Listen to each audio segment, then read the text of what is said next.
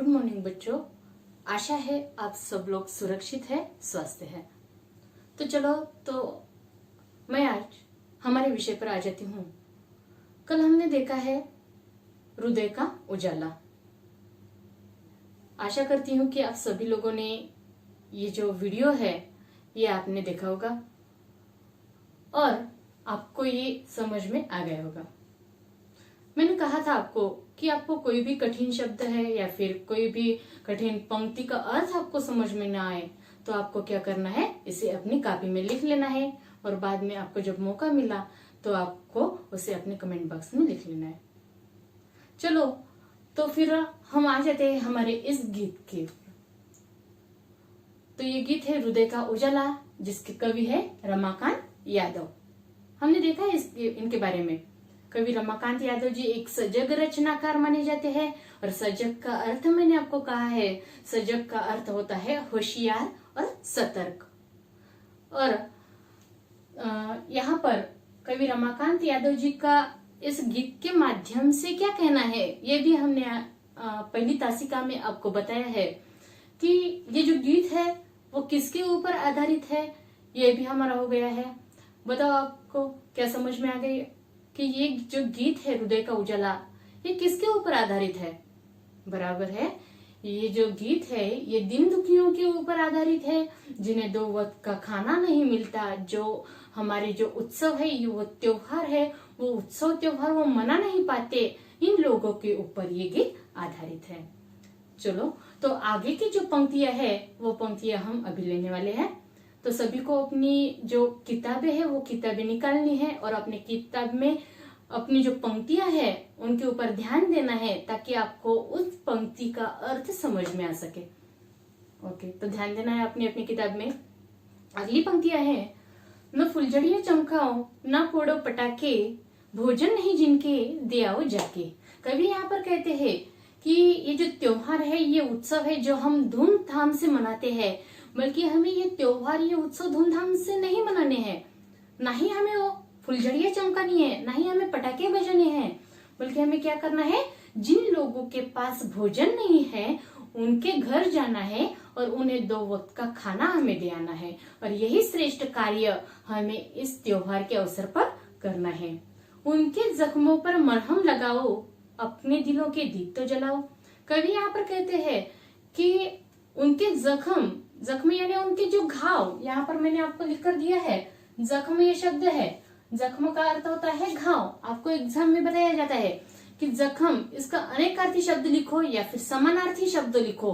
जख्म ये शब्द का अर्थ होता है घाव। तो यहाँ पर कवि कहते हैं कि जो दिन दुखी लोग हैं और उनके दिल पर जो दुख के घाव है, दुख के जो जख्म है, वो जख्म हमें मिटाने हैं, उनके घाव हमें मिटाने हैं। तो कैसे मिटाने हैं? बराबर है, जो त्योहार है, जो उत्सव है, उन त्योहारों के अवसर पर, उन उत्सव के अवसर पर उन्हें हमें एक वक्त का खाना दे आना है और उनके घाव हमें मिटाने हैं, उनके जख्म हमें दूर करने हैं और हमारे दिल में क्या करना है, एक दिया जलाना है और हमारे दिल का जो अंधेरा है वो अंधेरा हमें मिटाना है, दूर करना है। समझ में आ गई ये पंक्तियां? चलो तो फिर आगे की जो 4 पंक्तियां है उसके ऊपर आपको ध्यान देना है। देखो आगे की पंक्तियां है, जला दीप तुमने अंधेरा मिटाया, हम सब लोगों ने अपने अपने दिल में एक दिया जला लिया है, जला दिया है।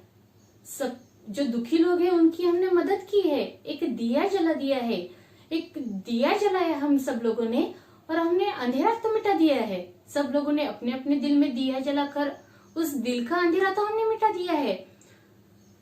पर क्या किसी भूखे को भोजन कराया? यहाँ पर कवि कहते हैं कि दीपावली का जो त्योहार है, ऐसे कौन से भी त्योहार है, दीपावली का ही नहीं, अलग अलग त्योहार है हमें मालूम है, परंतु दीपावली का जो त्योहार है, त्योहारों के अवसर पर लोग क्या करते हैं, दिखावा करते हैं, धूमधाम से वो त्योहार मनाते हैं। परंतु वो सोचते हैं क्या कि हमारे जो बाजू में रहता है उसने कभी खाना खाया है, जो गरीब है उसने खाना खाया है, वो किसी के भी बारे में नहीं सोचता, वो दिन दुखियों के बारे में नहीं सोचता, सिर्फ अपने अपने बारे में वहां पर लोग सोचते हैं। तो यहाँ पर कवि कहते हैं कि सब लोगों ने अपने दिल में तो दिया जला लिया है, पर क्या किसी ने किसी को भोजन कराया है? जो भूखे लोग हैं उन्हें भोजन कराया है? नहीं। कवि कहते हैं कि जो भूखा है उन्हें हमें भोजन नहीं दिया अभी तक, पर क्या किसी ने किसी को भोजन दिया है? जो भूखे लोग हैं उस भूखे व्यक्ति को भोजन कराया है? नहीं। उजालों की चाहत कभी नहीं रही जिनकी, जो दुखी लोग हैं, जो उदास लोग हैं, उन लोगों की कभी ये चाहत नहीं रही, कभी इच्छा ही ये नहीं रही कि उनके जीवन में प्रकाश ही प्रकाश हो, उजाला ही उजाला हो। देखो यहाँ पर चाहत का अर्थ होता है इच्छा। चाहत, चाहत यानी इच्छा, और इच्छा का और एक अर्थ होता है इसका चाह। यानी कि यहाँ पर चाहत इस शब्द के दो अर्थ बताए गए हैं, इच्छा और चाह। जब एग्जाम में आपको बताया जाता है कि चाहत इस शब्द का अनेकार्थ लिखो, चाहत इस शब्द का समानार्थी लिखो, तो यहाँ पर चाहत का अर्थ लिखना है आपको इच्छा या फिर चाह। एक लिखा तो भी चलेगा, या फिर आपको दो पूछे जाए तो दो भी लिखे तो भी चलेगा। तो ये ध्यान में रखना है कि इच्छा इस शब्द का अर्थ होता है, चाहत इस शब्द का अर्थ होता है इच्छा और चाह। और आपको इस तरीके से भी पूछा जाता है कि चाहत नहीं दिया जाता आपको, यहाँ पर इच्छा, इच्छा, इच्छा इस शब्द का अर्थ लिखो, समानार्थी शब्द क्या आता है? इच्छा यानी चाहत या फिर चाह। या फिर आपको ये भी पूछा जाता है कि चाह, चाह इस शब्द का अर्थ लिखो, चाह का अर्थ क्या होता है? इच्छा या फिर चाहत। आ गया ध्यान में? इन तीनों में से कोई एक शब्द आपको पूछा जाता है, उसका अर्थ आपको लिखना है। ये लर्न करना है, आपको याद रखना है। देखो जो दुखी लोग हैं, उन दुखी लोगों की कभी ये इच्छा नहीं रही, ये चाहत नहीं रही कि उनके जीवन में प्रकाश ही प्रकाश हो, उजाला ही उजाला हो। प्रकाश, देखो यहाँ पर ज्योति यानी प्रकाश, प्रकाश का अर्थ होता है ज्योति या फिर उजाला, उजाला का अर्थ भी प्रकाश होता है। ज्योति का अर्थ भी यहाँ पर प्रकाश दिया है, उजाला का अर्थ भी क्या है? प्रकाश है। ये ध्यान में रखना है। रोटी तुम उनको जाकर खिलाओ, उन लोगों की सिर्फ एक चाहत होती है, वो कौन सी है? कि कोई आकर उन्हें एक वक्त का खाना देकर चले जाए। यही चाहत उनके जीवन में उन्हें रहती है। चलो आगे की चार पंक्तियां है। पहला ही दीपक बहुत है अंधेरे को। देखो अभी यहाँ पर एक उदाहरण लेते हैं हम कि हमारे घर में पूरा अंधेरा ही अंधेरा है, और वो अंधेरा दूर करने के लिए आपको क्या करना है? वहां पर एक दिया जलाना है। आए ध्यान में? तो आपको देखना है बाद में कि उस दिए से पूरे घर का अंधेरा दूर हो गया क्या? होता है क्या? हाँ होता है, बराबर है। तो उसके वो अंधेरा दूर करने के लिए हमें बहुत सारे दियों की आवश्यकता है क्या? वहां पर आपको बहुत सारे दिए लगाने की आवश्यकता है क्या? नहीं। तो इसी प्रकार से यहाँ पर कवि कहते हैं कि पहला ही दीपक बहुत है अंधेरे को। अंधेरा दूर करने के लिए हमें यहाँ पर सिर्फ एक ही दिए की आवश्यकता है। असंख्य दियों से हमारे दिल में जो खुशी है वो खुशी कम होती है क्या? खुशी का अंतर कम होता है क्या? नहीं। एक दियो से अंधेरा दूर होता है, असंख्य दियों से भी अंधेरा दूर होता है। हमारी खुशी का जो अंतर है वो उतना का उतना ही रहता है। उनके दिलों से पूछो तो जाकर, यहाँ पर देखो कविता हो गई है।